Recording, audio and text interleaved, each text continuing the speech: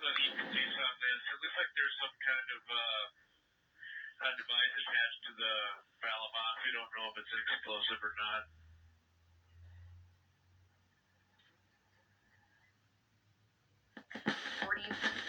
After two ballot drop boxes caught fire in Portland and nearby Vancouver, Washington, early Monday morning, destroying hundreds of ballots, and authorities believe the fires are connected. Smoke was seen billowing out of a ballot drop box in Vancouver. Take a look at this. Authorities believe there were hundreds of ballots inside, but only a few could be saved. Just 10 miles away, but across state lines, another fire inside a ballot box in Portland. Investigators say an incendiary device was tossed in the ballot box, causing the fire. A fire suppression system was able to put the fire out. The box in Vancouver's suppression system said it didn't work for some reason.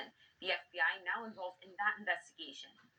Acts like this are targeted and they're intentional, and we're concerned about that intentional act trying to affect the election process. We're dedicated to stopping that kind of behavior, and we're working toward that today.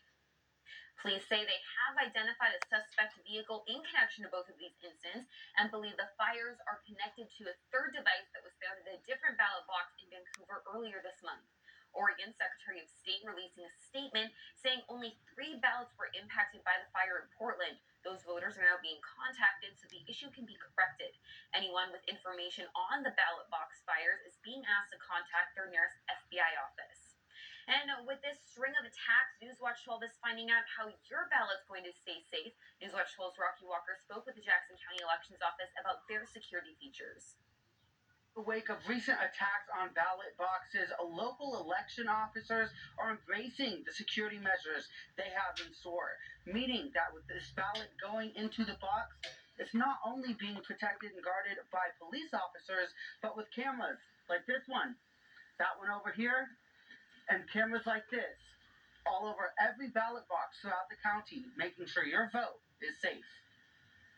I don't get it. I don't know what the goal or what the accomplishment is supposed to be of that, except to cause discourse, to cause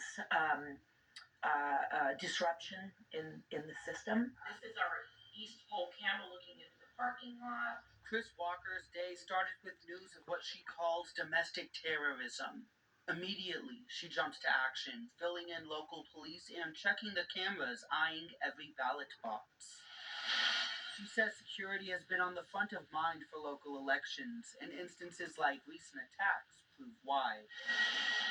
This is kind of all new territory for us, and it can cause a lot of angst as an election official, hearing reports of domestic terrorism at our ballot boxes in our counties in Portland as well as in Vancouver. That just adds a huge amount of stress to what we do. With local police patrolling ballot boxes and county-owned cameras keeping track and recording them, we decided to be very proactive in making sure that we had eyes on everything. Other ways of keeping the ballot safe are fire suppressant devices within each ballot box that would snuff out any flames before votes could be damaged. If they are not at the site of the ballot boxes, if any attacks were to happen, they have video coverage 24 hours a day. And we would absolutely prosecute to the fullest extent of law. With Election Day just 7 days away, the U.S. Postal Service recommends that if you are voting by mail, get those ballots in soon. The USPS says that if your ballot is due on Election Day, November 5th, it would be a good idea to mail it by today. The USPS is putting in measures like extra deliveries and special pickups to make sure that ballot mail gets in as quickly as possible. The